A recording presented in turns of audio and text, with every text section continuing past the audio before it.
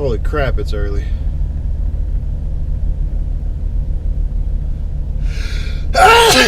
What's going on, guys? Tony here with VentureTube, and it's about 5 o'clock in the morning. The only reason to get up this early is, of course, to go fishing. Heading to Stowaway. Really liking that area. You guys have seen the area. I've been fishing there a lot, or twice. Anyway, meeting about 5 other friends over there. Gonna have a smorgasbord of kayaks. Have the Titan there, the Jackson something or other, Pelican Enforcer, Predator PDL, of course a Hobie. Probably do another little tournament today too, but I don't know. I gotta wake up. Usually I'm pumped, and I mean I'm pumped, but Alright guys, just made it to Stowaway, and I had to pay 10 bucks because I got to launch right here where the boats launch because of my trailer.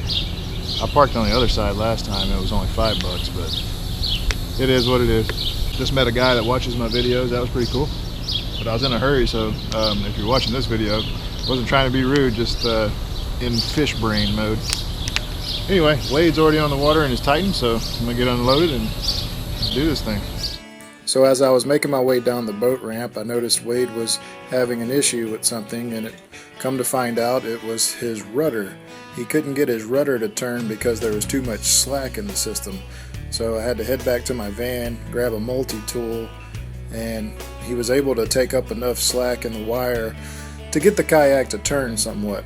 It still didn't turn like it was supposed to, but I really don't know what the issue was. Alright guys, it's 6:30. And Wade's having some issues with his kayak, so I'm just going to go right around this other side of these boat slips here and cast on this riprap. So I'm making my way around these slips to fish these rocks. I never see a boat in this area, and it makes sense to hold fish. I mean, you got deep water with the slips, and you got shallow water, you got cover, you got a spot where the shad spawn would be, and you got a bridge, which is going to funnel fish to this area. There's obviously an overcast, and it's early morning, so I thought top water, but unfortunately it just didn't happen. So I made my way back out without ever getting a bite, and was gonna go see if some of the other guys had made it on the water yet. Here's me sneaking up on Reuben. You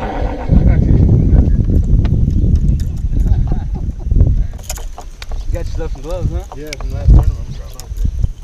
Video in itself, right here. How to spook. I got one. Dang, that's a big one. Woo!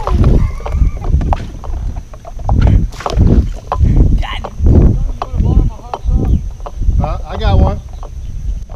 Man, look at the size of that guy. Dark. Dude, I caught one like that the other day. Dark. Fighters, aren't they? I'm telling you.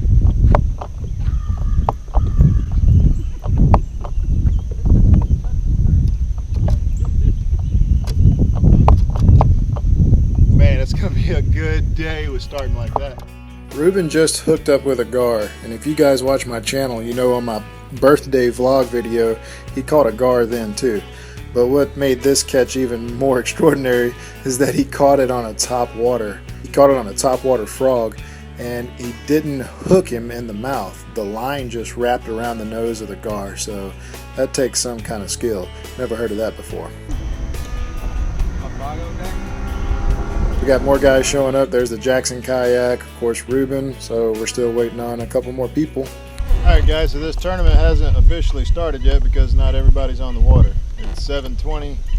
Hopefully we'll get it kicked off here soon. So here's Wade. Wade has his rudder where he can at least get out on the water and manage getting around. We had 5 total people in this tournament, obviously an odd number, and not everybody brought a hog trough with them. So what we decided to do was pair up into teams. So it was Wade and Reuben and Morgan and Efren. I figured I would go solo and try to compete against the other 2 teams, which is going to be tough because obviously they get to count both of their fish and add it as one. 12 inches was a measurable fish, and 5 longest fish win the tournament.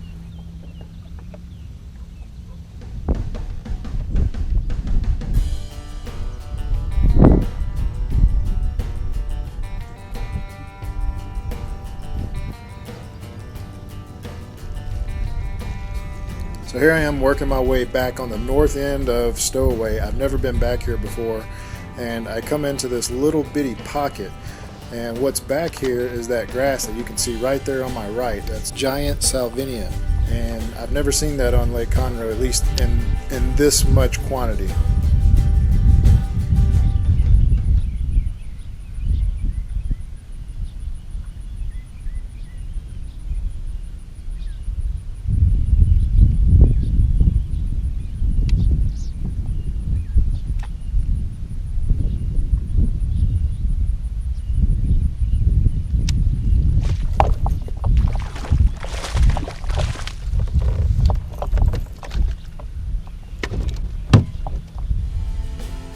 So I didn't get bit out of that grass anymore punching, so I just came to this one dock, continuing my way up north down this creek that I didn't know existed, and pitched to this little point on the corner of the dock and landed this fish.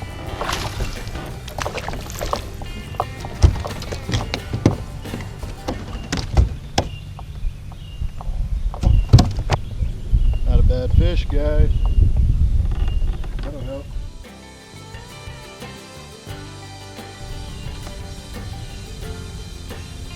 Threw right back into the same exact spot after catching that fish in hopes that there could be another one, and there you go, there was.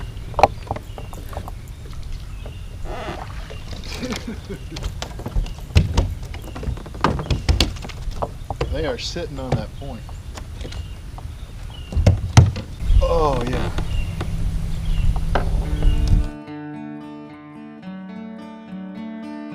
As you can see, this is just an absolutely beautiful area with these bridges and calm water, and it is bulkheaded as you can see, but on my right it's not, so it feels more like a natural lake. I just made my way to the back of this little creek, still flipping and pitching a Texas rigged Rage Menace. Unfortunately, I didn't get a bite. I didn't get a single bite. And look how fishy this place looks.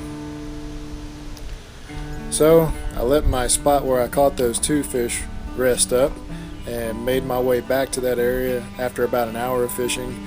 Here I'm just chunking a spinnerbait on the bank. Back to the same spot again, flipping the same exact lure, doing nothing different in hopes that I might get bit again.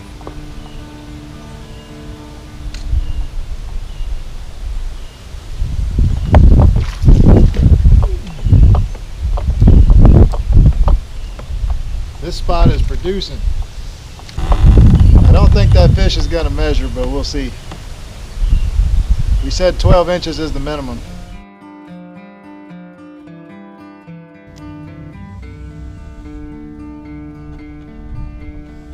So I milked that spot as much as I could, and I left to go back to the same exact spot where I caught my first fish punching the grass.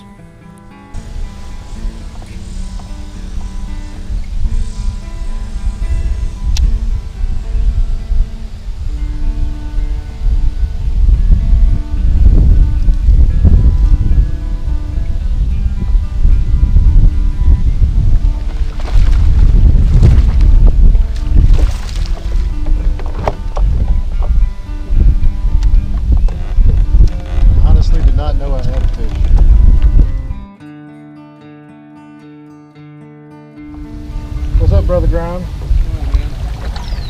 You and Reuben whacking them? No. No, man, it just died on me real quick. Have you caught any? I just got that one that I measured, and he measured two. Reuben's got two? Yeah, he's got a 17 and a 19 and a half. Yummy! 16 and 3/4 and 19 and a half. Yeah, he caught one right in the middle of nothing. And it was, yeah, but he kept getting bites right there. We fished it for a little bit after that, but that's all we got.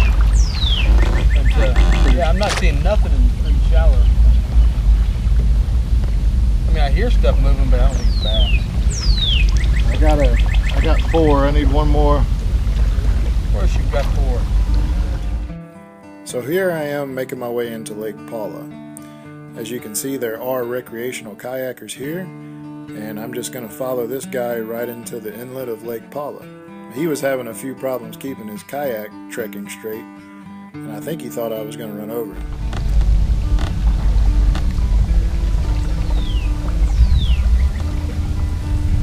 went back to the most northern part of Lake Paula, where you guys that follow me probably have seen this dock before. This is where I pulled out one of the fish that I had caught in the other challenge. Unfortunately, I didn't have the same luck this time. The last time I was here, I didn't go past the bridge. I just kind of fished around it and turned around and went back. But this time, since I had got bitten in that grass before, I wanted to go to the back of the creek and see what was back there, in hopes that maybe there was some more grass that I could punch. And fortunately, there was.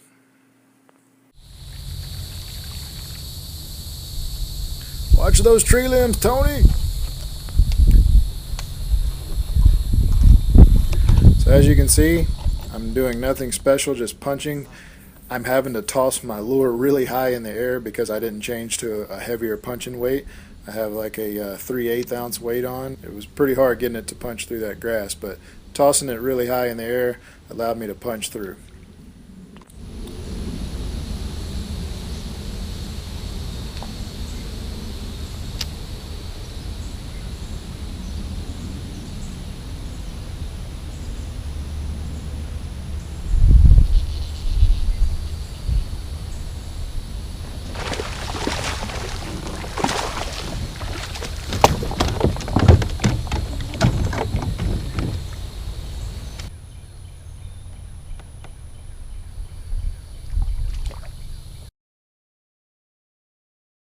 As the tournament was coming to an end, the sun started to come out, and I decided to go back to the docks in hopes that maybe some of these fish were in the shade.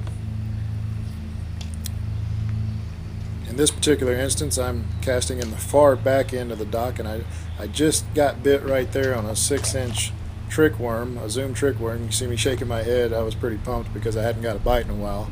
And that fish actually tore the chartreuse section of my trick worm off, so I just quickly dipped what worm I had left in some dipping glow and immediately tossed it back in there.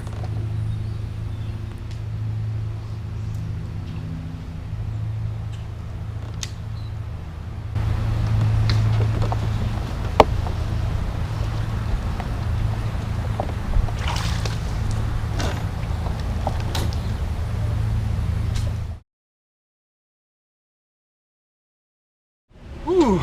Alright guys, it's about 1:30 now. The tournament is officially over. It is hot and I'm glad to be off the water. So hope you guys enjoyed coming along with me on this video. Caught a few fish, ended up with 7 total with 6 measurable fish for this tournament. I did have one that was under 14, but we did say 12-incher was a keeper in this tournament. So yeah, ended up getting 6 measurable fish, which won the challenge. Even though we didn't officially make a bet, we did call it a tournament. Just no money or really nothing to it. We got to get more organized, but yeah, it was a pretty slow bite. I just kind of looked out and found those fish in one spot, 3 of those fish, and then kind of found that pattern of punching those grass mats. So I have an announcement for you guys. I'm going to be fishing the Hobie Open on Kentucky Lake here on June 10th and 11th. For those of you that are going out there that watch my show, I'd love to meet you, and for those of you that aren't, I'm going to be filming, and maybe I'll do some live feeds, and I'll be posting to Facebook and Instagram, so you guys make sure to follow me on that. But really looking forward to this tournament. I know there's a lot of big fish. It's a huge lake. It's a new lake for me. Again, never fished it, never been there, never seen anything, and going up there with my good buddy Chris. So you guys wish me luck. I'd love to represent Team Hobie for the Hobie World 7, but let's keep our fingers crossed, right? Just want to have a good time, and again, I'm so excited about it. It's gonna be a good time. Guys, thanks for watching. God bless, and I will catch you on the next episode. Come on.